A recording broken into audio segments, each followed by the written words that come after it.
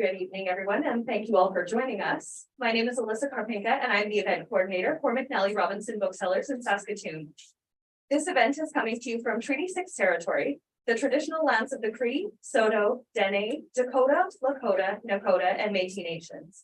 Just to note that this event is being live streamed to our YouTube page, so please be aware of the webcam. It is my pleasure to welcome you to the launch of Among the Untamed by dee Hobsbawn-Smith, published by Frontenac House. Thank you to Dee for being here tonight, and thanks to our special guest for the evening, Kathleen Wall. Though the weather has prevented her from being here in person, she was kind enough to join us via Zoom. I'll tell you a bit about Kathleen.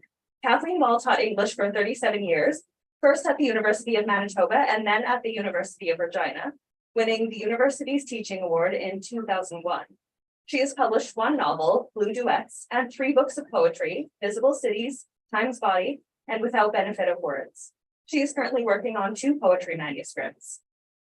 dee Hobsbawn-Smith's award-winning poetry, essays, and fiction are often influenced by her history as a chef, restaurateur, and slow food activist. Her 8th book, Bread and Water, Essays, was published by University of Regina Press and won the 2022 Saskatchewan Book Awards Nonfiction Award, and was a finalist for the City of Saskatoon Book Award. Bread and Water also won Taste Canada's 2022 Gold Medal Book Award in the Culinary Narratives category. Her novel, Danceland Diary, came out in fall of 2022, published by Radiant Press, and is nominated for this year's Saskatchewan Book Awards Fiction Award. I will now turn things over to Dee. Please give her a warm welcome. Everybody. Thanks so much for coming. And I'd like to thank McNally Robinson and Alyssa and her partner Sean for IT support. And welcome to everyone who did not drive through the snow and the mud and the rain and everything else who are watching online. Thank you so much for being with us. I know you're out there, and there's a chat screen, right? There's a chat screen so you can save up questions and comments. I'd also like to thank my friend Kathleen Wall, who I can't see tonight, but you can, hopefully. She wasn't able to come up from Regina because of the weather here in Saskatchewan, but technology is our friend. So she's here to have a conversation with me after I'm done reading. One of the things I love about poetry is the contradiction and tension between beautiful language and tough categories, tough subject matter. So I'm hoping that's what you'll experience this evening. Before I start reading, I just have to thank a few people because this is a launch. A new book. I've been so excited over the last couple of days. I've been crawling out of my skin. And I'm thrilled that I am, because this is my 10th book in 25 years, and I'm thrilled that I was as excited for it as for my first one. So yay, I'm not sure what that means, but it matters a lot, I think. So a few thank yous. Thank you to my publishers at Frontenac House, Neil Petrunia, who did an absolutely gorgeous job of the design and layout to produce a beautiful book. Terry Davies for her amazingly meticulous copy editing and her sharp eye and sharp questions. Skylar Kay for publicity.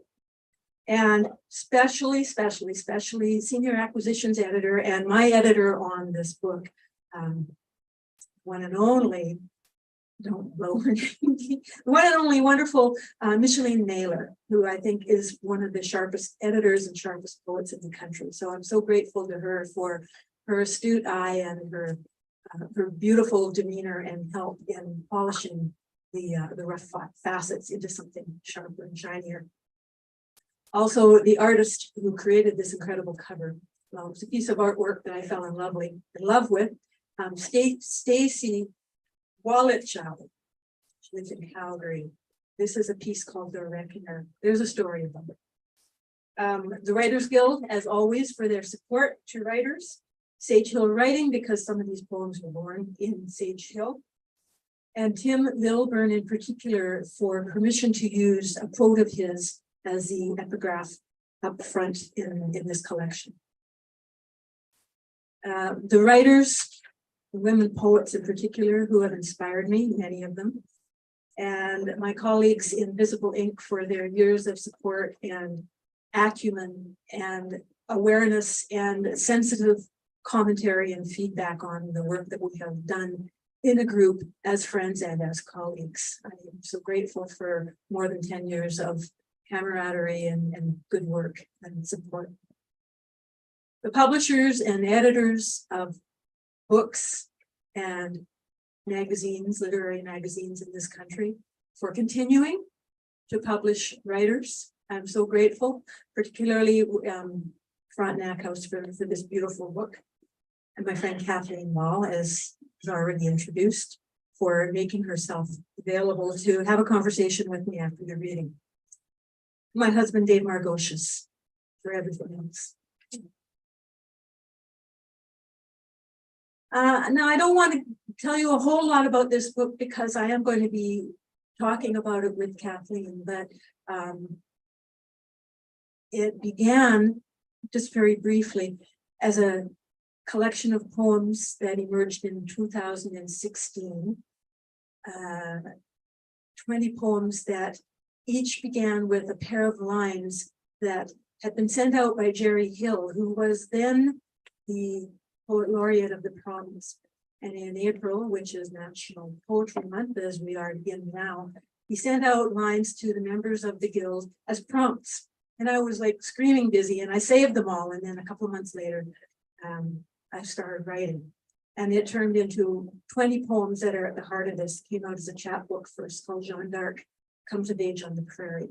So in that, there's this character, Jeanne Dark, who is a modern North American reimagining of Joan of Arc. With all the baggage, with some of the baggage, with none of the baggage, I'm not sure. You can tell me after you read this. So that series of 20 poems and another half dozen or 8 or so have that character, and there is a narrative arc to read that linked 20 poems. I'm going to start with a Jeanne d'Arc poem, not part of the 20 poem series. This is called Jeanne d'Arc Embraces the Shadows. She examines the dim edges where, in the shades, linger her past mistakes and the damages she has wrought. Along their rippled memory, she spies the ley lines that might be chance, what she sees as possibility, how a man may still embrace a woman, how a child may yet grow strong, how some women choose women, how liminal spaces offer choice, how dawn follows darkness. In the shadows dwell those unspoken nodes that might blossom into spines and prickles of conscience, night blooming cacti of discomfort that bring a desert into bloom. You understand I'm reading what you're going to be reading, it's just in bigger print. This next poem is called Sharing Mason Jars, and it's for my friend Phyllis McCord. We had babies together. I've known her, oh my goodness. One of the babies is over there. He's not such a baby anymore, so close to 40 years. So for Phyllis, Sharing Mason Jars. Skins slip through fingers like years as we peel peaches at your sink. Hands quick and careful, syrup boiling, star anise and twirls of lemon zest afloat. Carefully, we slide fruit slices through open glass mouths, share the day, teaches, jokes about the lover we shared as well, with decades in between, jars and lives aligned in the clear sunlight. You married him. Each time he walks through the kitchen, we are laughing. Bewilderment flickers through his eyes from me, you. Linking arms, we pour cream into each other's coffee, admire how we have contained summer, that lights what only women know. Our friendships transcend marriage vows.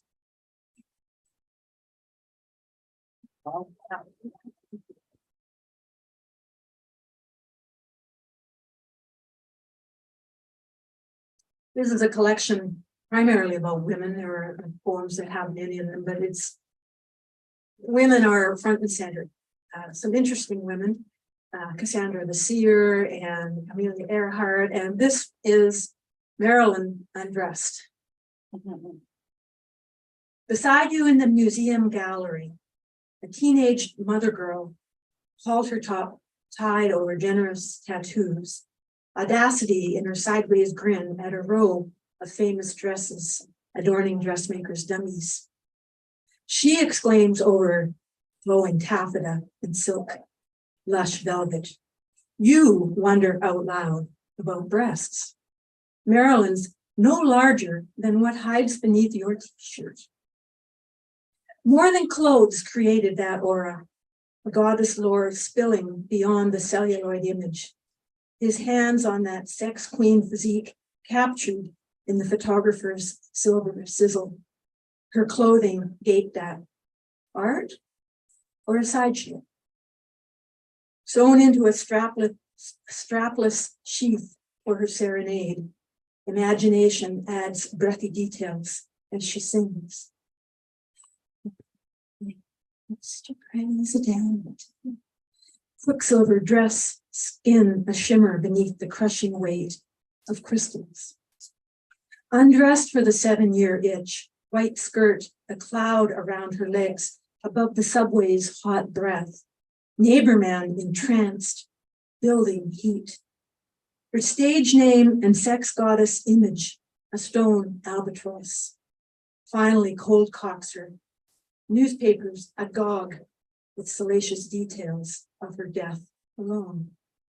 Eyelids canopied over luminous blue eyes. Invitation shuddered.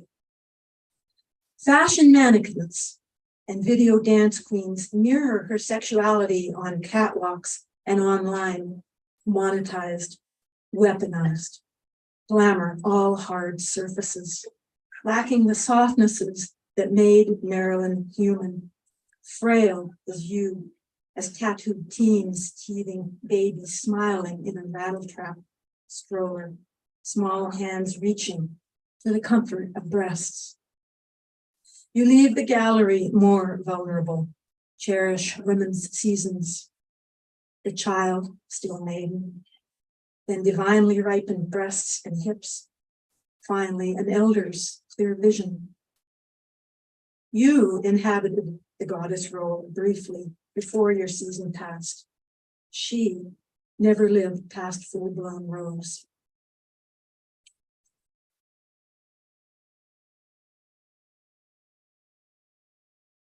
Dave and I live in the country, and it's dangerous territory for animals. You know, cats that go outside when you live out in the country, their lives are drastically shorter than urban cats that stay indoors, pampered ones.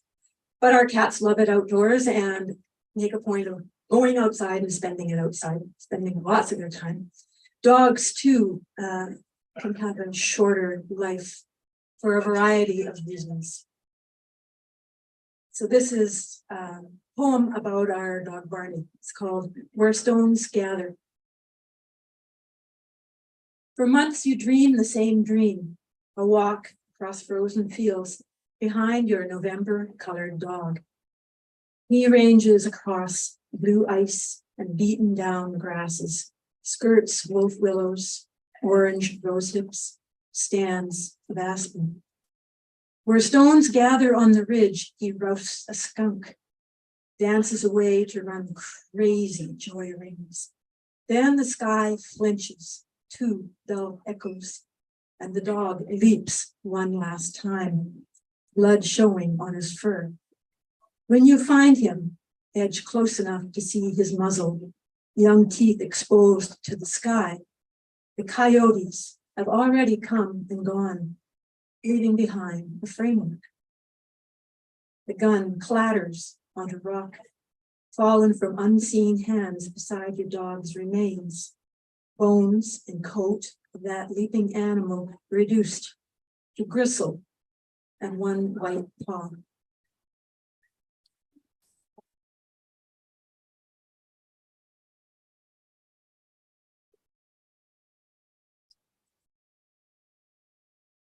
So when I was putting this manuscript together, it's taken years, as poetry manuscripts do. It was initially twice the size of this. And finally, a sharp-eyed friend who was looking at it for me as part of the guild's, what do they call that program with the long distance for out-of-town residents mentorship program, not a mentorship program. Can't remember. Anyways, Leslie Reinhoek had a look at it. And she said, you know, Dee, there's 2 manuscripts in here, split it in half. And I said, oh my God. She was right. 2 manuscripts, so 2 books. So I'm grateful to her because it gave me a chance to much more tightly focus what this book has become. So for the women in the world, living and dead that we remember, this poem is called Sty. Your mother warned on every visit, don't let your boy into the sty alone. Years later, you see farrowing sows, wide bloated bellies sailing for their offspring, suckling offspring, and doubt what she'd said. Until the radio unleashes reports, all those missing mangled women, and you see again those sows' teeth snort through the trough. Recall the slickness of pigskin gloves worn daily to protect your hands. Toughness that you love, stained with horse sweat and soil. Never thought once about the chops grilling late at night for dinner. Weeping for the women as you push away the pillows.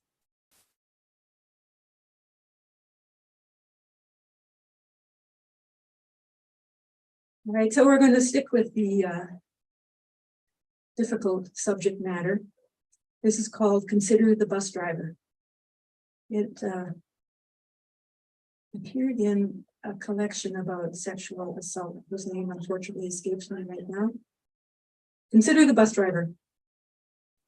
She prefers to imagine him alone with his rearview mirror, rows of empty benches and all-seeing windows, bearing witness. His seat, a backless stool, its spring uncoiling, corkscrewed metal impaling him. This, the only form of punishment she can rely on to allay the way his hands unsheath themselves, the coiling ligature of fingers, the lines he left along her throat and thighs. She sees the stool, the steel spring motionless, its penetrating column emerging from his mouth, as justice she may never otherwise find.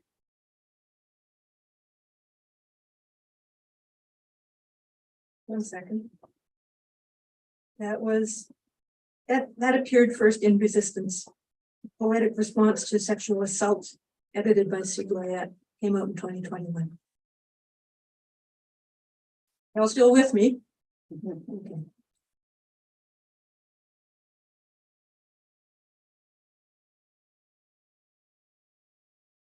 So yes, we live rurally, and plenty of cats where we live. We have adopted another one into the house. But mostly they live outdoors and they have outdoor lives, and we feed them and watch them and enjoy their kittens.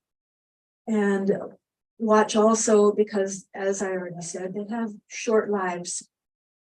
This is called Mourning Mothers. All spring you watch the barn cats grow gourd-shaped, swell with the garden rains. Even Essie, a yearling, too tiny for motherhood. And she miscarries her kids.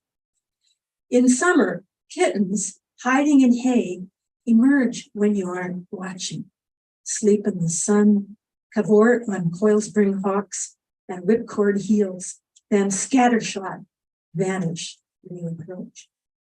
Their mothers greet you each morning, a welcome wagon of feline hunger, high-tailed nursing mamas tangled beneath your feet. You befriend their babies, name them all, Cantucci, Biscotti, and Beffanini, Baci, their sister, Anginetta, Amaretto, blind and runless, Dosetti and Toroni, one solid and one pied, a dozen kittens, all sweet as cookies. One fall morning, they're gone. 6 mamas haunt you with plaintive voices, While you hang clothes on the line, pull the last carrots, watch mergansers and coots tip tails up in the lake. Listen to the evening news. You imagine all the ways death can vanish a clutch of kittens as easily as women and girls. Red-tailed hawk on cruise control. Great horned owl, deadly smoke at night. Perennially hungry skunk omnivorous. Coyotes on the perimeter of the lake. Men bearing brown bags and weapons. No bodies to bury, no evidence, no certainty, no canter, no caddish, no males to weep with you, just mourning mothers.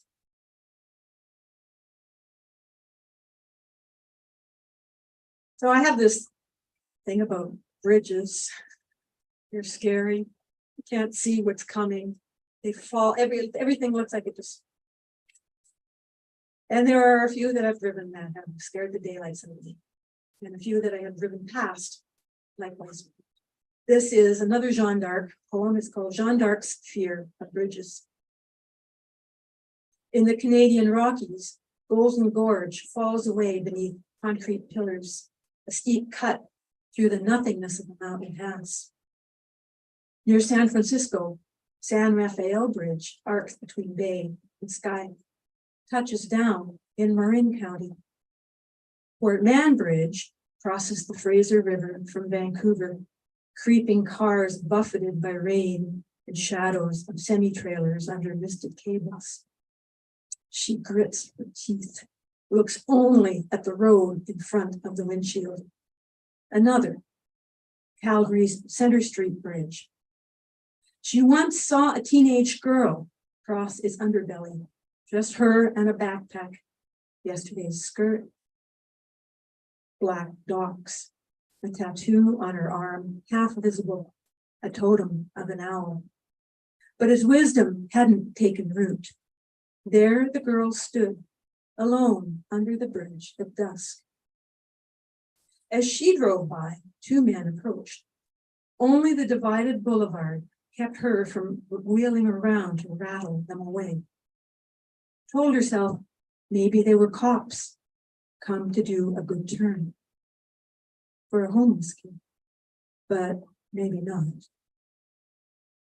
Saw the girl again, still shadowed by men at the shelter where she served supper. Later, after she left, the girl stood again under the bridge. Still wishes she'd gathered her up to safety. Told herself, we can't save them all. As if that excused letting her go.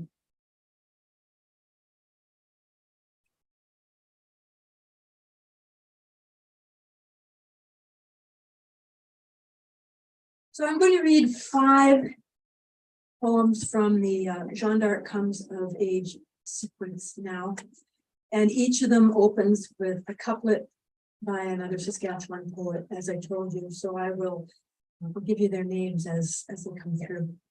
We're going to jump partway in. So this has a narrative arc. So when you read it, read them in order. But I just wanted to give you a taste of Jeanne Dark in her evolving life on the prairie. So we'll start with number 6. And the couplet here is from Elizabeth Phillips, Jackknife 1 from Torch River. On the beach, I am who I imagine I am, a boy. Bearing a jackknife, no. Carrying a rod and reel, no. Hauling a sword and shield, no. Clasping colored pencils in one thin book of empty pages. I fill them one by one with leaping fish about to transform, becoming dragons, dragonflies, hunters pursuing the hunted, and sketch a lad narrow as a fishing rod, no curves except as the wind cambers line into arc, tugs free from the page, the girl sheltering within, unable to resist the allure of iridescent scales and wings, magpie, trout, that leap and skitter. Details captured, shade by shining shade. Fluctuating pigments and wavering lines on sheets of paper. What does it mean to be a girl? So that was number 6. We're going to jump ahead to number 11. The couplet here is from the late John Newlove, from his poem Ride Off Any Horizon, from his book A Long Continuing Argument. Number 11. Ride off any horizon, let the measure fall. I hear the Chinook wind cry one afternoon, waking curiosity for what lies beyond the miles of prairie my mother's eye blessed. The time has come to ride. The melody hovers as I pack, handful of green amber dust, pinch of aurora borealis, spun starlight set with silver filament, the moon's first hint of burnt umber. I dive into an arc so clear my teeth ache. When I look up into eyes as blue, as deep, as the flax seeds gathering force in my mother's cupboard, as wide as the hips I dreamed myself into, I begin to understand.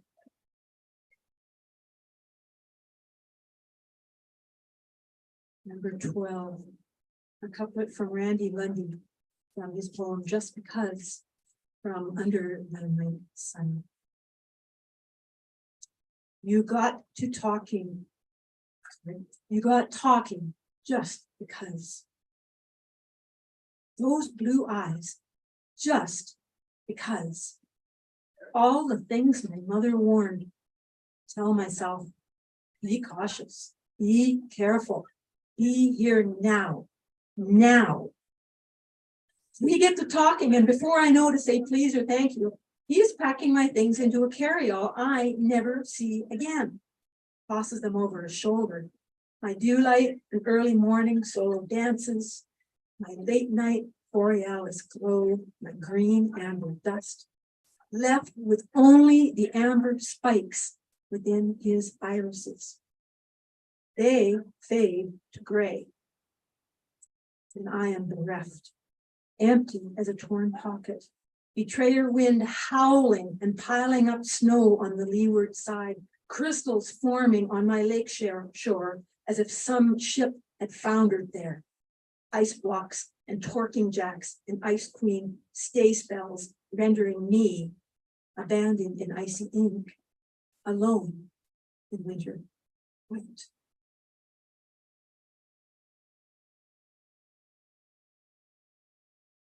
Number 13, this is the last segment I'm going to read from the Dark series. And it has an opening of a pair of lines by my good friend Jeanette Lyons. Abba down cold, from a woman alone on the Atikokan highway. Karaoke never paid the rent, or did it? My night students ask. As well they might when I shimmy around them all, hip and lip toss words shifting me out of focus. Sing with me, sing, I implore. They do, but pity takes tonal control. And the song goes south. The band on a bad night. Robbie Robertson gone home.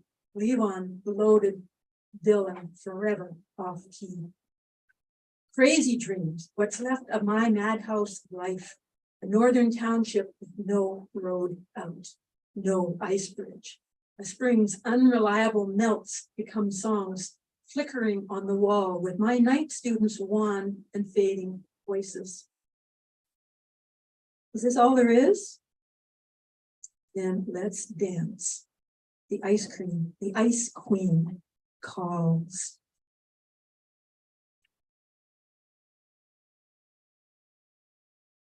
I have to read the book to read the final ones, right?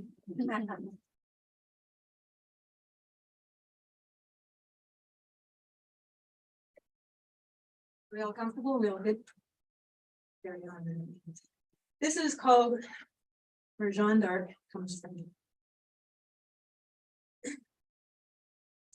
It had its beginnings when I was working on a book about Albertan growers. And I was driving that long road up into the Peace Country to see some friends and do some research. And we stopped and I met my friends and we had pie and conversation at a restaurant. We had an hour together before I had to go along, but so where Jeanne Dark comes from. You travel dusty roads for hours to share hugs, a piece of pie and conversation. And when they ask your reason, you say, just being neighborly. No tough crusts out here, just tough cookies. This place weeds out weaklings, dilettantes, wobblers, carries snow boots and shovel, matches and candle, spare scarves for two. Make room for imagery beside the ice scraper and tubes, a book of poetry, novels that end with hope. Pack kindness among the mittens. More berries and cream, another slice. Say yes, chat up that old beauty. It'll be you soon enough. You too will want a friend to visit.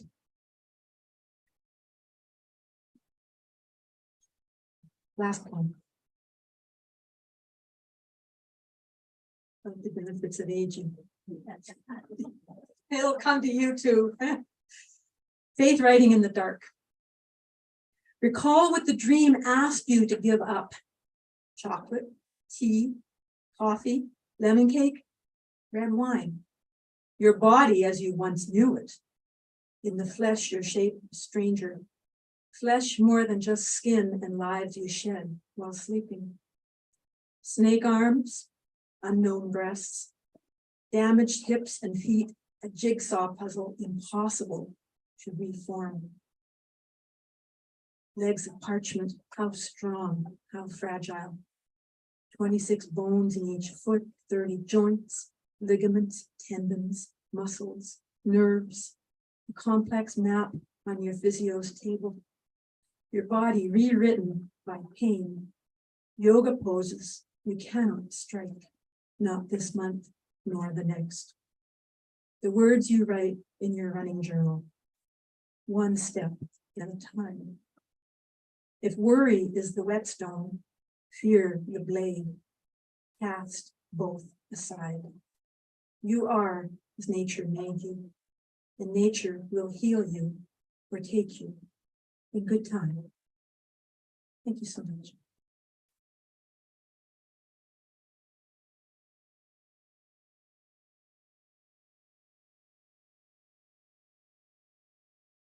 That is well.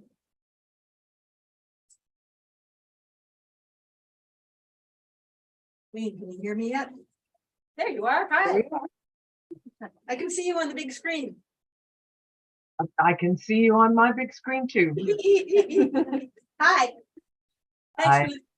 Thanks for listening. Well, thank you for inviting me, Dean. And I want to also thank McNally Robinson for the kind of support that they give to the Saskatchewan writers community, and for being really cheerful about all that they needed to do to set this up today. Thanks so much. I love the way this book is structured. The first section, Unfamiliar Letters Written in the Foam, take us through really beautiful moments in women's lives. You read one of those, the one about canning peaches. There are others about friendship and childbirth, and they're very, very hopeful. And we kind of need that hope, I think, because bearing witness is not enough. The second section really focuses on the difficulties and the violence of women's lives and how we kind of address that. It also really interestingly deals with men's struggles, I think, as they think about how they're to react to women. The third section, Birth Mother of Yourself, is this suite of poems that you wrote at the beginning. And it's almost a Bildungsroman, a kind of small biography of Jeanne d'Arc that is created in little snapshots throughout her life. First dates, not wanting to be a girl, things like that. At the end of that, and I'm going to read just a bit of one of the end of the poems. She writes, this is Jeanne, I am left with feathered words to inscribe on a biddable page, be true, my life, and my essence rests in the baskets I weave from my mistakes and the lives and memories of all the women. Lovely phrase, the baskets from my mistakes, and I think there are probably a lot of women who can relate to that. She's considering her mortality there. Can you reflect a bit, Dee, on the way the last couple of years, which have been very difficult for you, have informed your thoughts about women and mortality? Well, I'm aging. That's the first. Yes. Not to make light of it. That's a good question. One of the ways that I've been thinking about mortality, well, my dad died 3 years ago. It was sudden, it was unexpected, and I was a mess. I keep looking at the screen because I wanted to. That's so funny. I mean, that was a big part of it, and I think dealing with that big loss so unexpectedly, really, I think it influenced how, when I came back to the page with Miss Shalene and we were doing the final edits on this, I think it did. I think it was tempered by the fact that, I was born on my dad's 22nd birthday, and here I am, I'm 65 and he's gone. And where has all that time gone? And what have I learned in all that time? And what mistakes have I made? Well, more than my share, it feels like. And I think the biggest learning from making mistakes is learning how to recover from them with grace and to find ways to be a better human being, be true to myself, be true to the person that I think I was, or Jeanne d'Arc, were smeared together. It was the people that we're meant to become. And it is a truth, I think, of older age that we see that more clearly than we do when we're younger and we have all that bursting energy. And we're so driven to go forward and explore the world and try to find our place in it. So by the time we're in our 60s, maybe we're starting to understand what our place is and how we are best fulfilled within that. Well, it doesn't surprise me that your father's death and your own age reflect this, because interestingly, I mean, the book ends with Jeanne d'Arc writing, learning from her mortality. It also begins with questions about her mortality. She's dreaming of boarding a white sloop and taking off for the Grey Lands. If we can get a little Tolkien. One of the questions that comes again and again in various iterations, and they're all quite different, is what do women want? What are they for? Have you drawn any conclusions about that, having worked on this manuscript? I think every woman has to obviously, come to their own conclusions about what they want their lives to be. And, women and human beings are not footballs. We're not political toys. We should be all treated with and treat each other with the respect that everyone deserves. But I think that in this day and age, being a woman is probably harder than it has been in a long time, as we're watching the erosion of women's rights in the United States and saying, thank God I do not live in the United States. But what I want is not what any other woman is going to want. You know, we all need to have the freedom and the right and the privilege to stake our own claim to become who we each want to be.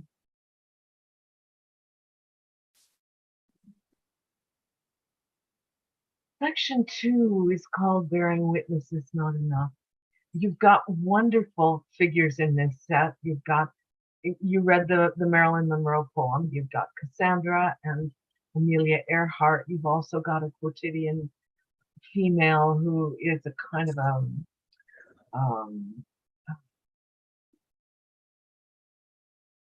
A list. a group of women who have been attacked by them. But this comes right out of a poem in the previous section about cures for morning sickness. You've got hope and despair on a blade's edge. How hard was that? Is that a precarious balance? I'd say I think this is the most difficult book that I've written. Quotidian Female is it's a poem that gutted me to write. And as you say, having the balance of what you take for morning sickness, it felt to me like a really sane way to treat myself in the process of writing, I guess. I mean, it was written for a friend of mine who was newly pregnant, who didn't have morning sickness at all, but you know, that was just the starting point of how it originated. But you know, we still have babies, you know. I'm not sure that I in this day and age would want to have babies. I love my sons dearly, but in 2023, if I was a 22-year-old woman talking about it with my partner, I don't know what I have a pretty good idea of what I'd say, and it would probably be, no, I don't think so. So curatives for morning sickness. Your GP, your naturopath, thinking only healthy baby, will insist on ancient sacred foods, small fish, their roe, bone marrow, liver, the irony of eggs, raw milk. But you have a dragon tail to ride for 9 long months. Those moments when the whip crack of that tail will send your innards into outer space. What then? And then it carries on with a list: crystallized ginger and tea steeped with fennel. The Greeks call fennel marathon after the fennel-covered plain where the Athenians triumphed. So even in a poem about childbirth, you know, there's death makes its way. I don't know how that happened. Childbirth is like that long run. So it's true, you know, I hadn't thought about it in that context of that kind of balance, but you know, it makes sense. You know, the yin and the yang of life is unescapable too, unescapable. That's a great question. Yeah. You read the Marilyn poem, and a couple of lines go: her stage name and sex goddess image, a stone albatross, finally cold cocking her.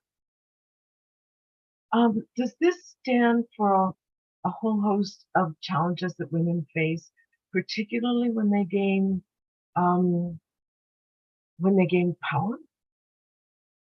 Are we dangerous? Are we punished?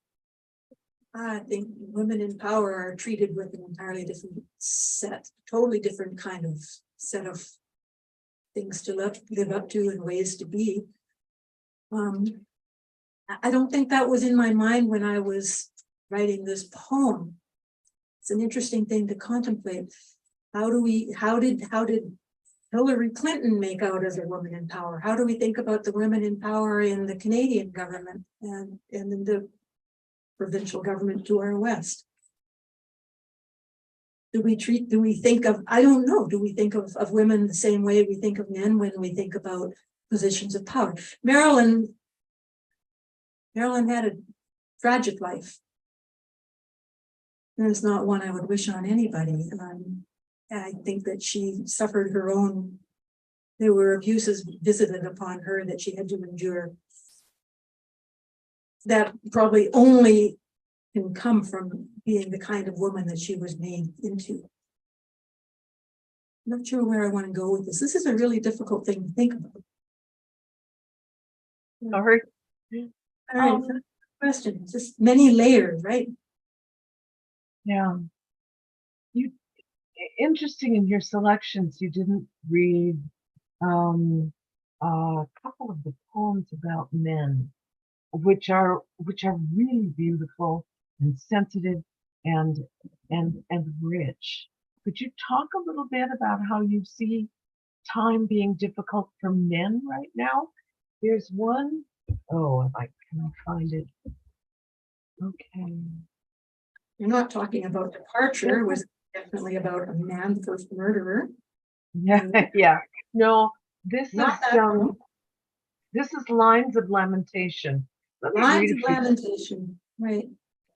This is Lonely Brothers, Cain calling in his mourning voice for Abel.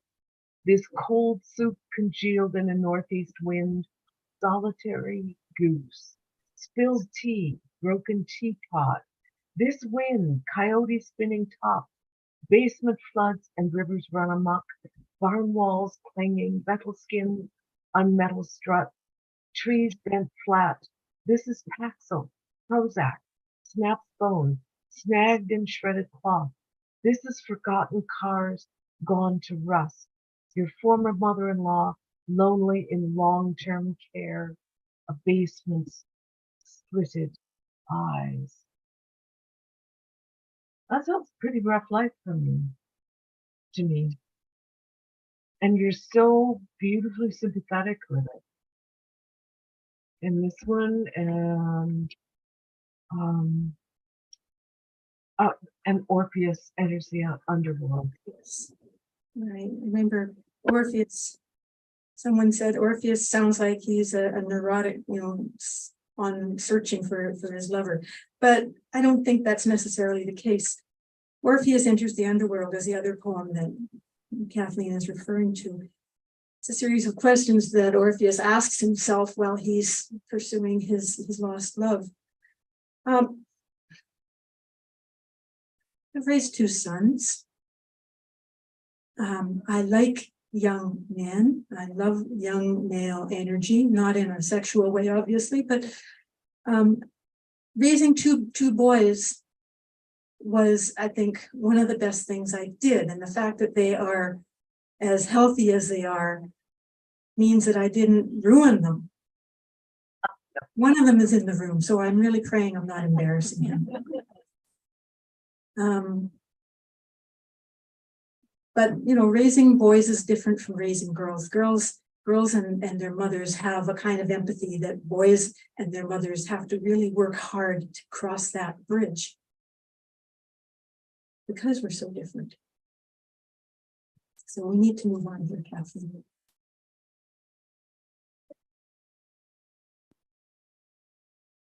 Bearing witness is not enough. One of the things that you've done in this section is to be really honest, to lean into the complexity of human relationships.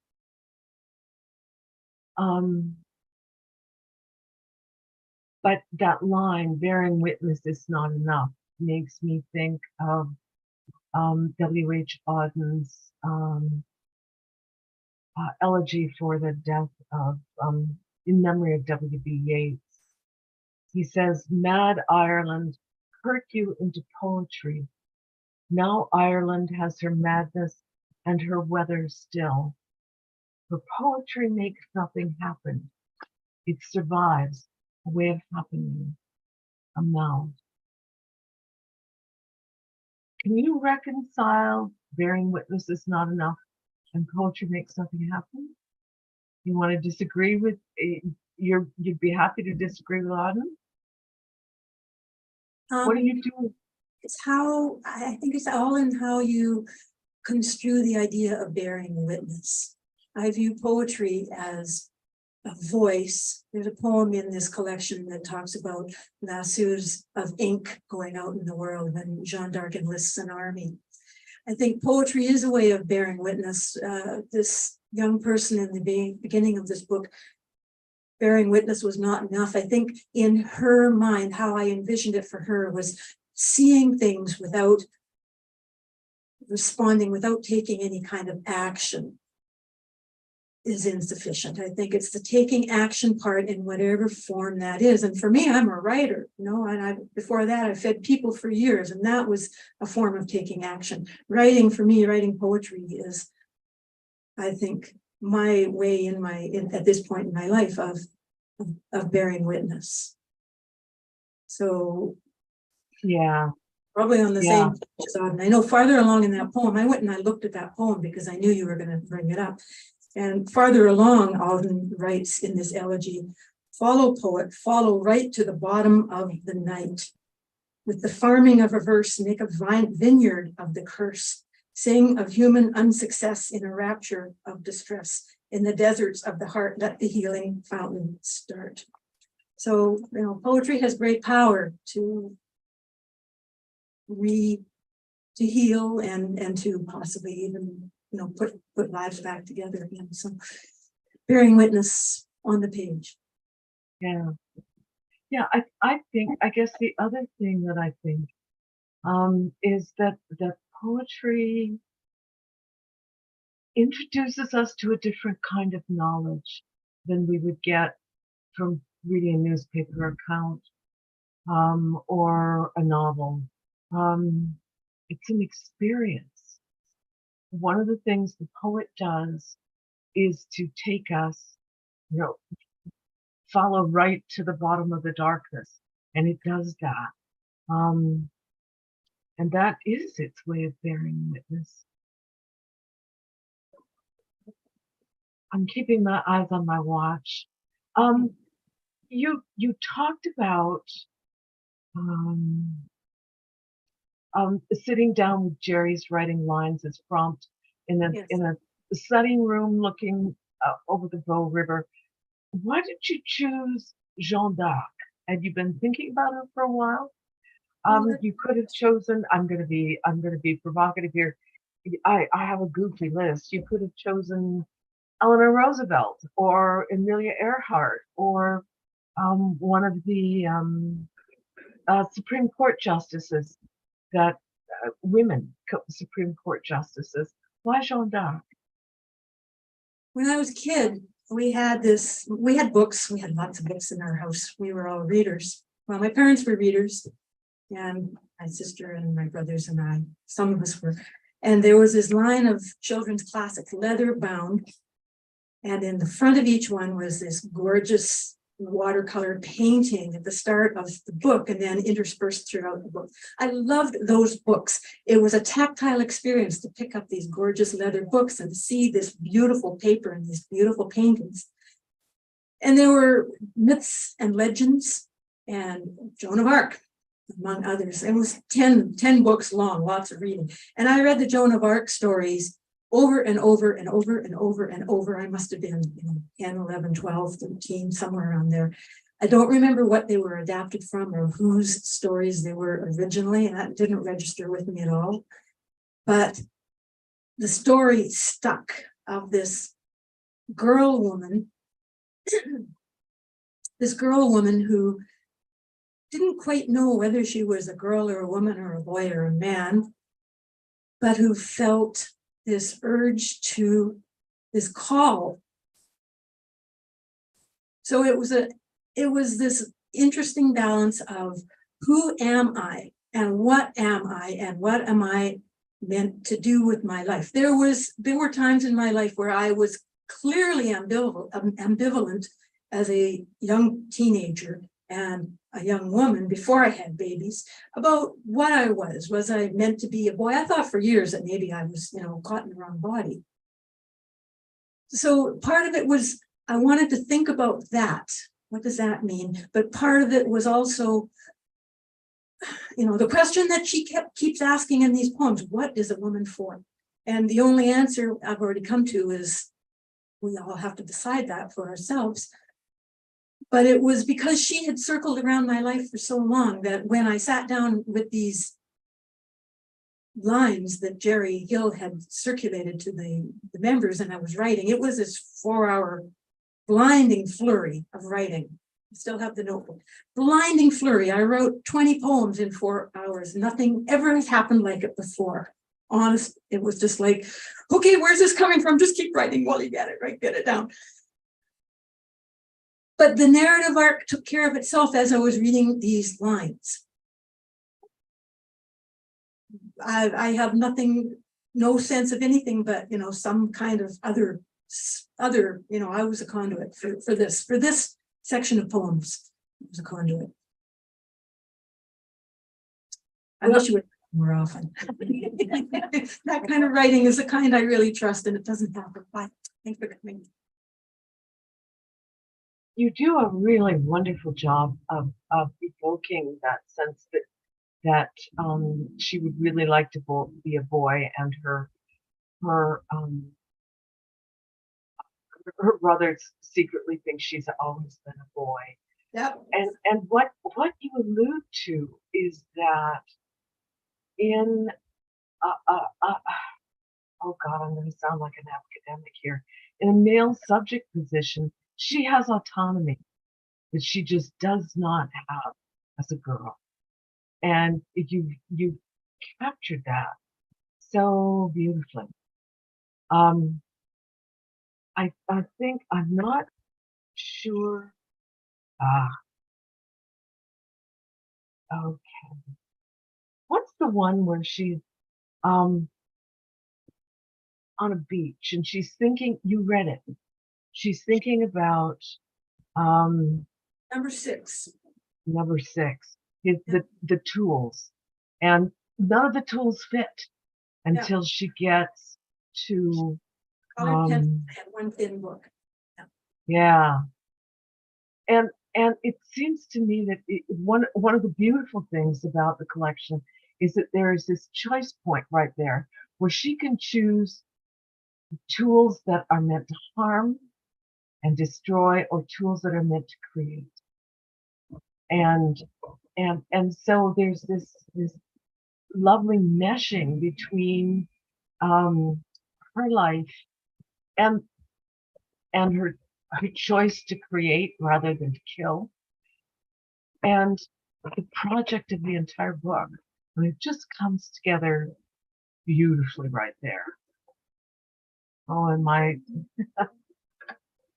Love that you're an academic.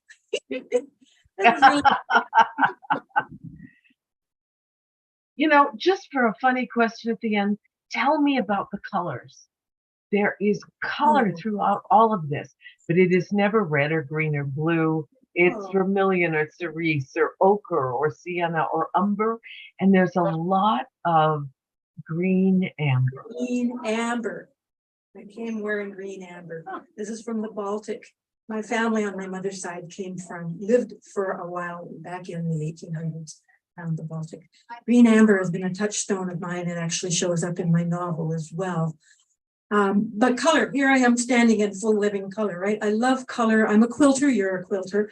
But I've always been attracted to the saturated, really bright, saturated, vivid colors that I'm wearing tonight and that I have on the front of this book. So that's my own heartstrings shouting really loudly about what I love. Okay. Thanks, Kate. To steady myself this afternoon, because this was just like really unfamiliar for me too. It was unfamiliar not to just get in the car and come, and I didn't know what the tech was going to be like and all of that. I sat down and I read some Mary Oliver essays, and there's one in which she talks about a kind of ordinary time that just goes around and around and around. The time we live in daily life and the time that we the time that we use to make peaches or feed people or draw fish. But there's also the time of culture where we move the world forward. We don't just go around, we move the world forward. That's what poets do. That's how poetry makes something happen. And that's what you have so beautifully done in this collection. Thank you. Thank you so much. Kathleen Wall, remember.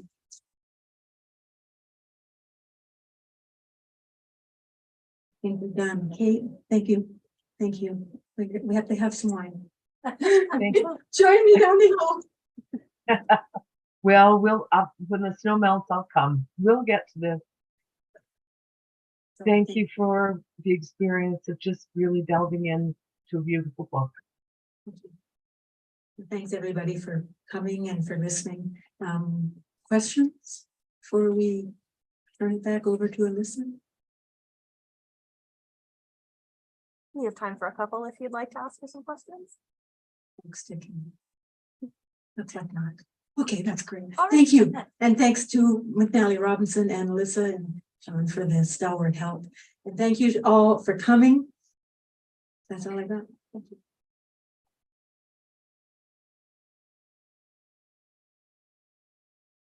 I'll just say a quick word before I let you mingle. I'd like to thank Dee again for being with us tonight and Kathleen for joining us virtually. Dee will be sticking around to sign books. And of course, we have copies of Among the Untamed for sale on that table. You're welcome to get your copies signed before you purchase them. Just please make sure to stop by the cash desk on the way out. Thank you so much for joining us and have a wonderful evening.